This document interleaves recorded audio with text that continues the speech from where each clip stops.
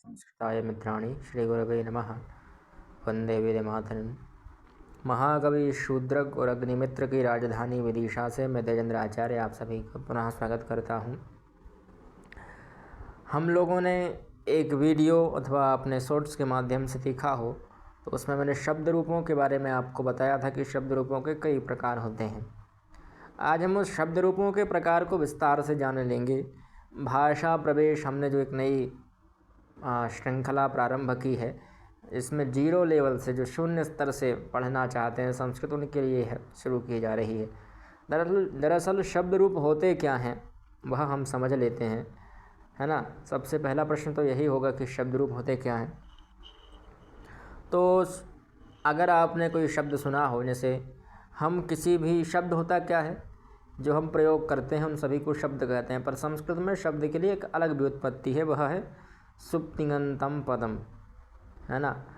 सुबंत और तिगंत ये पद होते हैं, शब्द होते हैं, पर हम जिन शब्दों का अध्ययन कर रहे हैं वह सुबंत हैं। अब आप कहेंगे सुबंत क्या होते हैं, तो आपने कभी प्रत्यय सुना होगा, है ना, प्रत्यय। तो इन प्रत्ययों से जो निष्पन्न होते हैं, सुबंत प्रत्ययों से निष्पन्न जो शब्द हैं उन्हें हम सुबंत कहते हैं। सुप प्रत्ययों से निष्पन्न जो शब्द हैं उन्हें हम सुबंत कहते हैं। तिंग प्रत्ययों से निष्पन्न जो शब्द हैं उन्हें हम तिङंत कहते हैं। अब समझने वाली बात यहाँ यह है कि आप सुप को भूल जाइए, तिङंत को भूल जाइए, मूलतः शब्द को याद रखिए कि जैसे राम शब्द है तो यह राम शब्द सदैव एक जैसा नहीं रहेगा, है ना। आपने राम शब्द के शब्द रूप याद किए होंगे, रामः रामौ रामाः।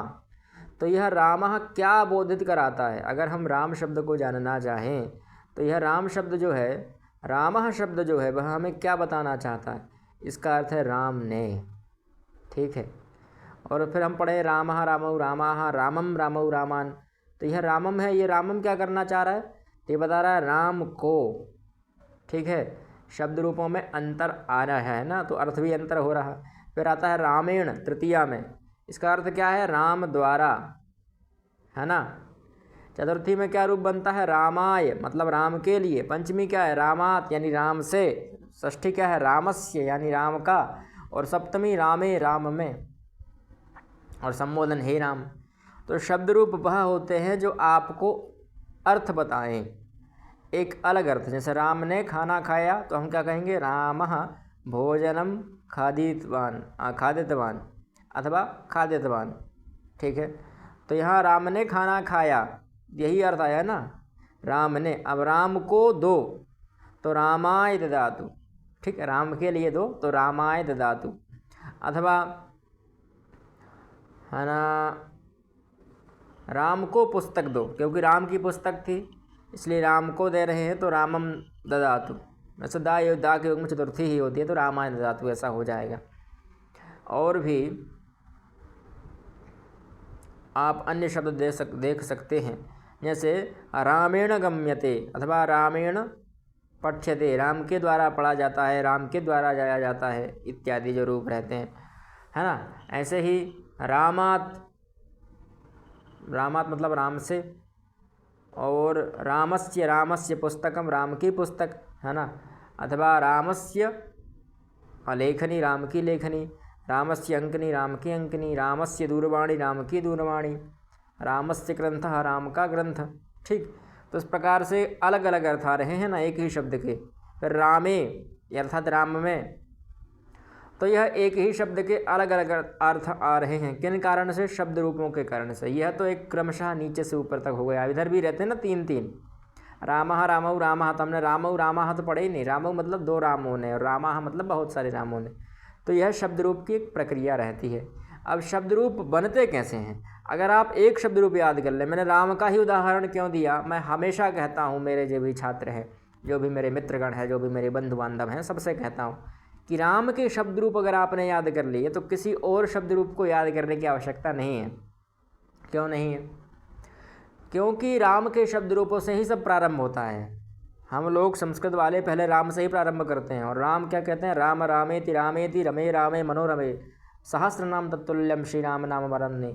वह 1000 नाम के बराबर केवल एक राम नाम ही है। और संस्कृत का जो महत्व क्या है, अगर किसी ने आपसे पूछा कि संस्कृत में सबसे अच्छी बात क्या है। संस्कृत की सबसे अच्छी बात है रामः रामौ रामाः, मतलब एक राम नाम का 1000 मिल रहा है, पर हमने कह दिया रामाः, हम कह ही रहे हैं 1000 बार। रामाः मतलब बहुत सारे राम, तो जब 1000 बार कहेंगे तो लाखों गुना फल मिलेगा। यानी रामाः एक बार कह देने से आपको लाखों करोड़ों गुना फल मिल रहा है। यह है संस्कृत की बाहुल्यता, संस्कृत का प्रचार, संस्कृत के पढ़ने से लाभ क्या हो सकता है आपके जीवन में, कि एक बार रामाः कह देने से संस्कृत में आपने हजारों बार राम शब्द बोल दिया है एक बार रामाः कहने से, और आपको लाखों करोड़ों गुना फल मिल गया है। क्योंकि राम रामेति रामेति रमे रामे मनोरमे सहस्रनाम तत्तुल्यम श्री राम नामा बड़ानने। ये भगवान शंकर कह रहे हैं पार्वती जी से कि एक राम नाम से आपको 1000 विष्णु नाम का फल मिल जाता है, सहस्र विष्णु सहस्र नाम का।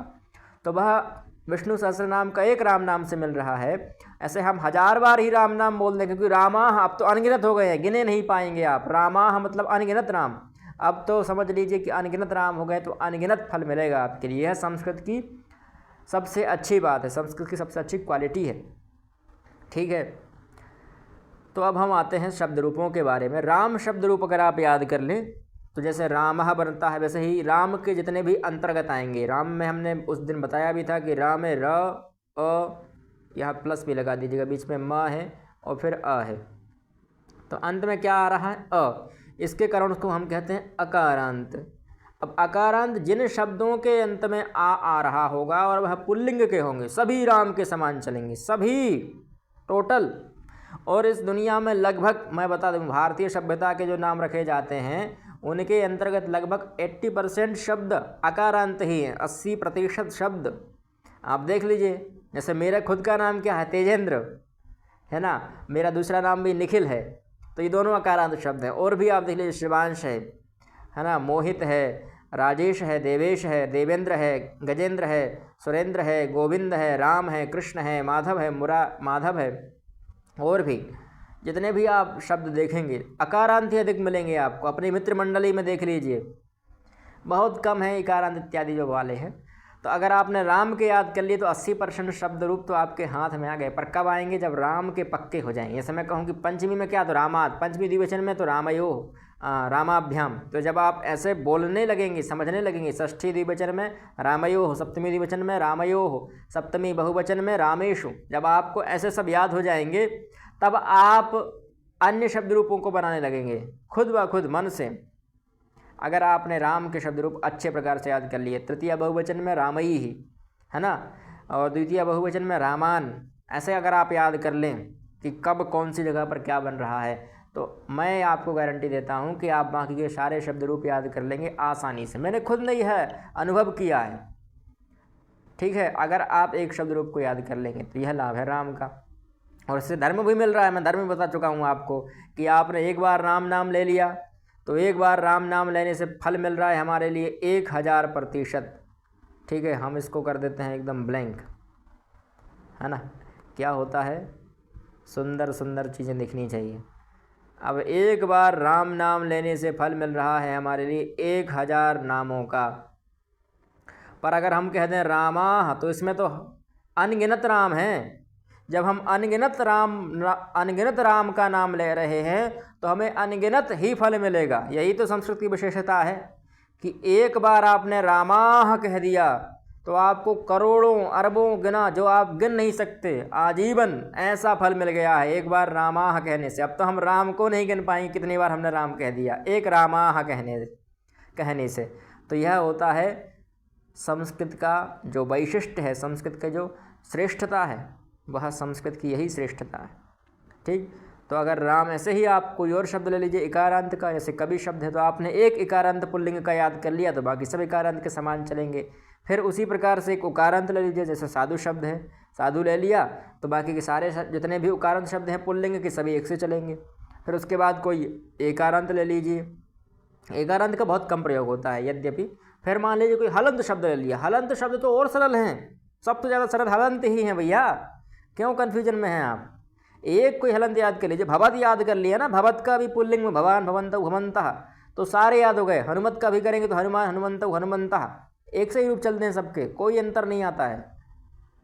ठीक है, ऐसे ही अब पुल्लिंग की बात समाप्त हुई, अब आते हैं स्त्रीलिंग पर। ऐसा ही स्त्रीलिंग में आकारांत शब्द नहीं होते हैं, है ना। जो चंचल है, कोमल है, लोग प्रयोग करते हैं, है ना। कोमल है, और भी कई शब्द ऐसे हैं जो प्रयोग में आ रहे हैं, जबकि आकारांत में स्त्रीलिंग में कोई शब्द ही नहीं होता है।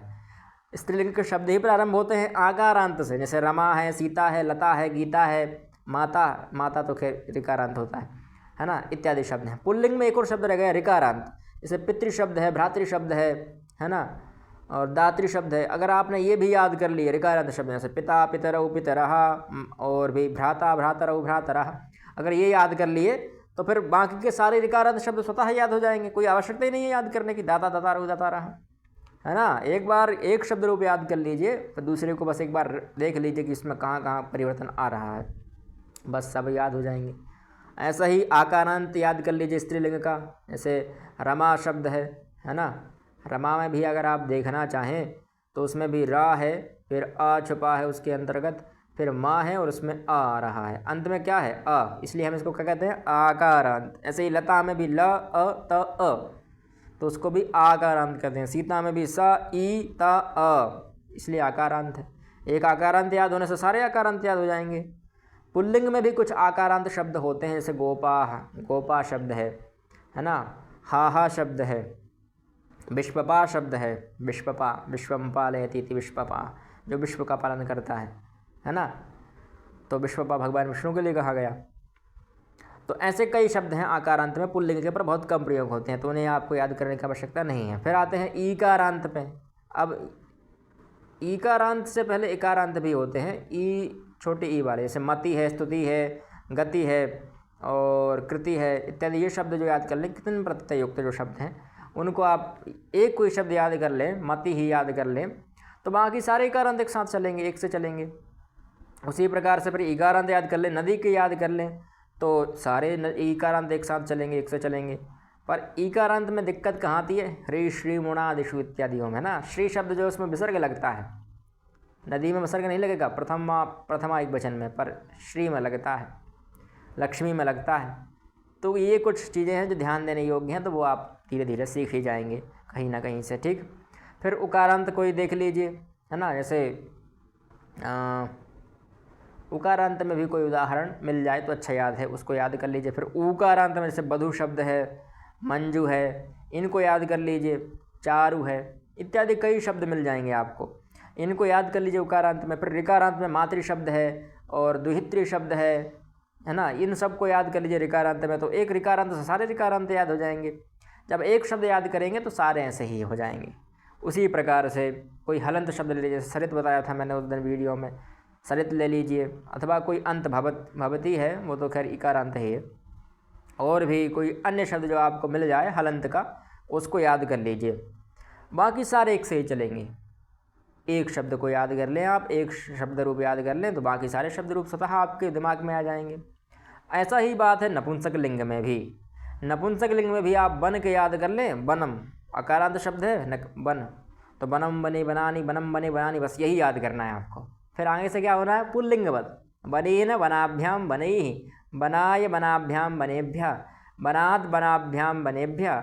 फिर वही बनस्य बनयोः बनाना, बने बनाना, और फिर बने बनयोः बनेषु, है ना। जब आप एक बार याद कर लेंगे तो फिर कोई आवश्यकता ही नहीं।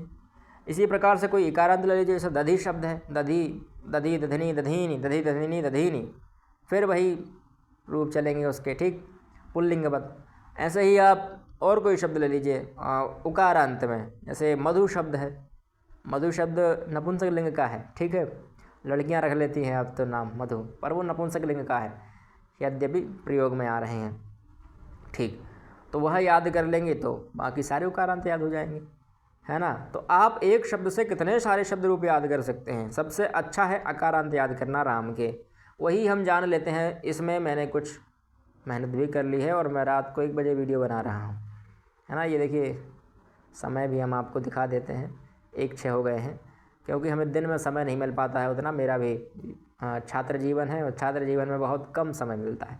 शब्द रूप, तो शब्दानाम रूपाणी इति शब्द रूपाणी, जो शब्दों के रूप होते हैं, रूप मतलब होता है उनका भिन्न भिन्न। जैसे रूप जानते ही हैं, एक ही व्यक्ति रहता है, अगर आपने कभी नाटक देखा हो तो नाटक में एक ही व्यक्ति रहता है पर उसके पात्र बदल जाते हैं। कभी वह नट बन जाता है, कभी नटी बन जाती है, कभी नायक बन जाता है, कभी नायिका बन जाती है, कभी विदूषक बन जाएगा नाटक में, है ना। ये व्यक्ति तो एक ही है पर वह भिन्न भिन्न चेहरों में आ रहा है, भिन्न भिन्न रूपों में आ रहा है। उसी प्रकार से शब्द एक है पर उसके रूप बदल जाते हैं, है ना। तो ये ध्यान रखिएगा कि शब्द रूप शब्द एक ही है, बस उसके रूप अलग है। आप घबराइएगा मत, रामऊ सामने आ जाए तो कह दीजिए भैया ये द्वितीया में भी बनता है, प्रथमा में भी बनता है, द्विवचन में रामऊ। घबराने की आवश्यकता नहीं है। आप जब घबराएंगे शब्द रूपों से तो उतना ही शब्द रूप आपको दिक्कत देंगे। आप शब्द रूप जान गए। अब होते हैं उनमें अजंत और हलंत, ये दो भेद मैंने वहाँ भी बताया था।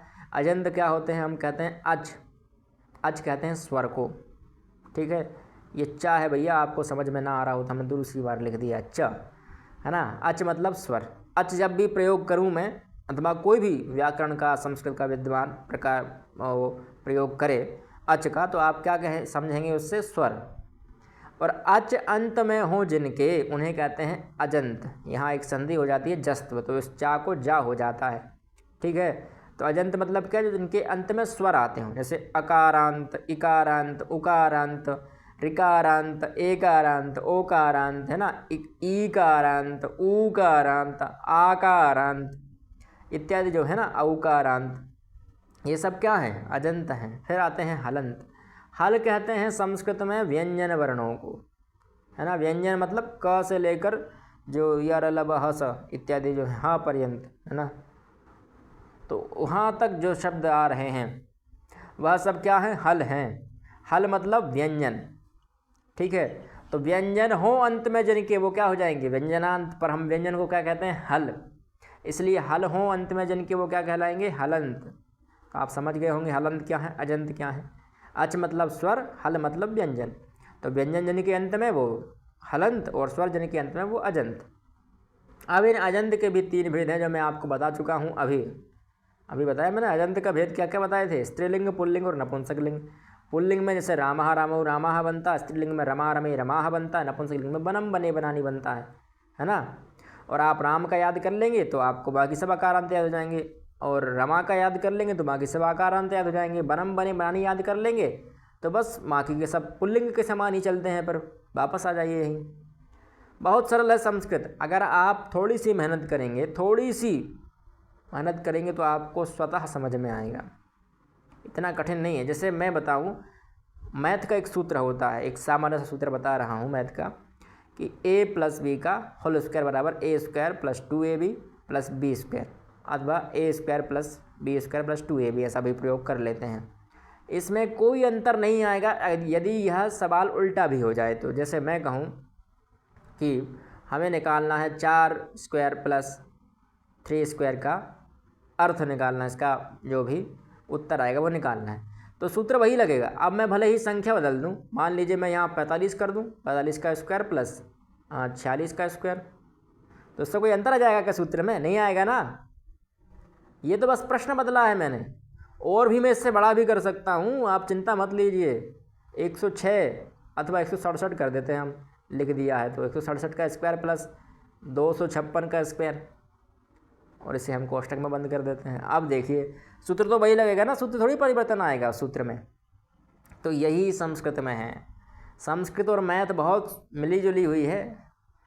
अगर आपने एक शब्द रूप याद कर लिया, मतलब आपने उस जैसे और शब्द रूप भी याद कर लिए, अगर अच्छे तरीके से याद किया होगा तो। उसी प्रकार से यदि आपने इकारांत याद कर लिया तो सारे इकारांत याद हो गए पुल्लिंग के। स्त्रीलिंग के इकारांत याद हुए तो स्त्रीलिंग के सारे इकारांत याद हो गए, है ना। बस इकारांत में कहाँ दिक्कत आएगी, पति शब्द है, पति को जानते ही होंगे, है ना, जो सबसे ज़्यादा परेशान रहता है जीवन में।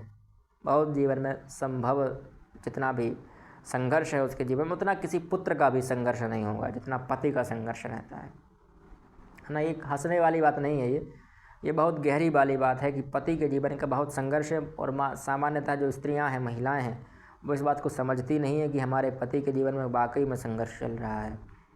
वो सोचती हैं कि बस मज़ा ले रहा है जीवन का, पर असली संघर्ष तो वही कर रहा है। इतना तो वो चिराग भी नहीं करता जो घर का बेटा कहलाता है, उसको लोग समझते हैं कि ये संघर्ष कर रहा है। भाई उसने संघर्ष कर लिया, चिराग रह चुका, एक समय वो भी चिराग था घर का। तो वो पति कोई सामान्य नहीं है, संघर्षशील है। तो वह पति शब्द ही दिक्कत देगा आपके लिए संस्कृत में। इकार अंत में थोड़ा स्त्रीलिंग के भांति चलता है, थोड़ा चलता है। यद्यपि समास के बाद उसमें कोई दिक्कत नहीं आती। जैसे समास अगर आपके लिए सीतापति, उमापति, रमापति, राधापति इत्यादि समास हो जाएगा तो फिर वह पुल्लिंग बच चलेगा। ये कुछ नियम है। स्त्रीलिंग में ईकारांत के भी कई भेद मिलेंगे। जैसे प्रधि है, सुधी है, पपी है। तो पपी मतलब सूर्य होता है ना। तो ऐसे कई शब्द मिल जाएंगे ईकारांत के पुल्लिंग में भी। तो वह बहुत कम प्रयोग होते हैं। तो अगर आपको विशिष्ट संस्कृत सीखनी है तो आप याद कर लीजिए, नहीं सीखनी है तो कोई दिक्कत नहीं है, उनकी जब आवश्यकता ही नहीं है। हमारे दिमाग का एक सीमित स्टोरेज है। मैं बहुत सारी चीज़ें याद ही नहीं करता हूँ, अपनी बात बता रहा हूँ। मैं बहुत सारे ग्रंथों को मैंने याद करके छोड़ दिया, क्योंकि आज हमारे पास गूगल का ज़माना है, पीडीएफ्स हैं, मोबाइल है, लैपटॉप है। आप चाहे तुरंत डाउनलोड कीजिए, देख लीजिए, कोई दिक्कत नहीं है, ऑनलाइन सब उपलब्ध है। हम यहाँ अपने जो बोझ क्यों दें, है ना। पहले का ज़माना अलग था, जब कोई चीज़ हमें पढ़ाई जाती थी तो इसलिए पढ़ाई जाती थी कि भैया आप लोग इसको आगे पढ़ाएं, हमें ही पढ़ाना है। बिल्कुल निश्चिंत, आप चिंता मत लीजिए। जब तक मैं जीवित हूँ संस्कृत में कोई कमी नहीं आएगी। पूरा प्रयास है संस्कृत जन जन तक पहुँचे, बच्चा बच्चा संस्कृत बोलना सीख जाए। पर मैं किसी पर बोझ नहीं देना चाहता कि भैया ग्रंथ रटो। भाई जब ग्रंथ लिखे हुए हैं हमारे पास, आज प्रिंटिंग की व्यवस्था है हमारे पास, और इतने सारे वो, अब भोजपत्र का ज़माना नहीं है, प्रिंटिंग की व्यवस्था है भैया, लैपटॉप इत्यादि सब जगह है। प्रिंटिंग भी नहीं करवा पा रहे तो पीडीएफ से पढ़िए, कोई दिक्कत नहीं है भैया। चश्मा लगाइए और बढ़िया पीडीएफ से पढ़िए। चश्मा आने लगे अब तो, जो मोबाइल की रोशनी को रोकने वाले अच्छे वाले चश्मा आने लगे हैं, बढ़िया लगाएं और पढ़ें खूब, दबा कर पढ़िए, कोई दिक्कत नहीं है। बस डरना नहीं है आपके लिए, याद मत करिए। यहाँ सीमित स्टोरेज है, आप अच्छी चीज़ याद करिए। जैसे शब्द रूप में बता रहा हूँ, इनको याद करिए, धातु रूप याद करिए, ये आपके काम में आएंगे। वो क्या काम में आ रहे हैं भैया, जो चीज़ें काम में नहीं आ रही उनको क्या याद करना। बाद में आप भी कहेंगे भैया हमारे गुरुजी ने ये याद करवाया था, हमारे जीवन में आज तक काम में नहीं आया। कुछ चीज़ें हैं जो काम की हैं। जैसे मैं कहूँगा नीति शतक और चाणक्य नीति है, विदुर नीति है, इनके श्लोक जितने याद होंगे, हितोपदेश है, पंचतंत्र है, कहानियाँ याद करिए और समझिए। ये जितना याद कर लेंगे आप उतना लाभ है। ये मेरे खुद मैं बता रहा हूँ आपके लिए। जितना याद करेंगे, नीति श्लोक कोई भी हो तुरंत याद करो, तुरंत, और दिमाग में बैठा लो यहाँ भैया कि ये कहा था कि विष्कुंभम पयो मुखम, जो मित्र है वो विष्कुंभ पयो मुख होते हैं, है ना। तो ऐसे मित्रों से दूर रहना है। तो जब अच्छी चीज़ें आप ग्रहण करेंगे तो आपके जीवन में खुद ब खुद बदलाव आएगा। संस्कृत बदलाव के लिए होती है।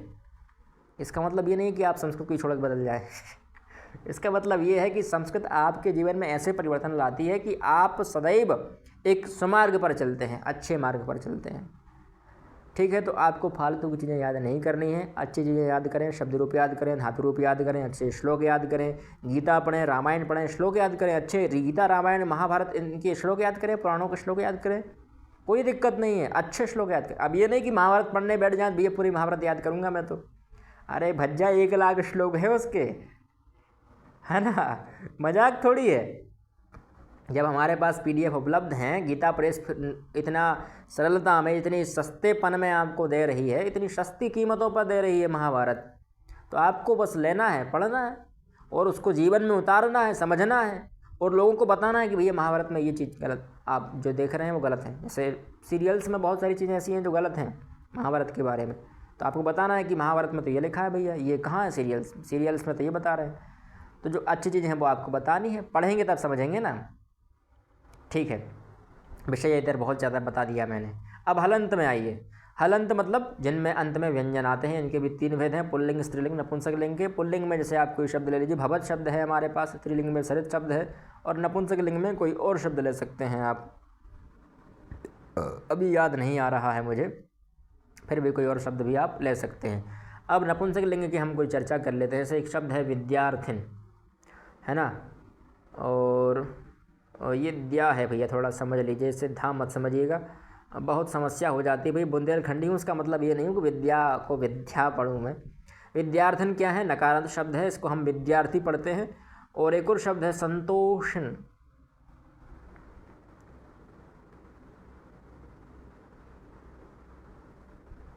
संतोषन, है ना। संतोषन शब्द की थोड़ी व्याख्या कर देता हूँ मैं।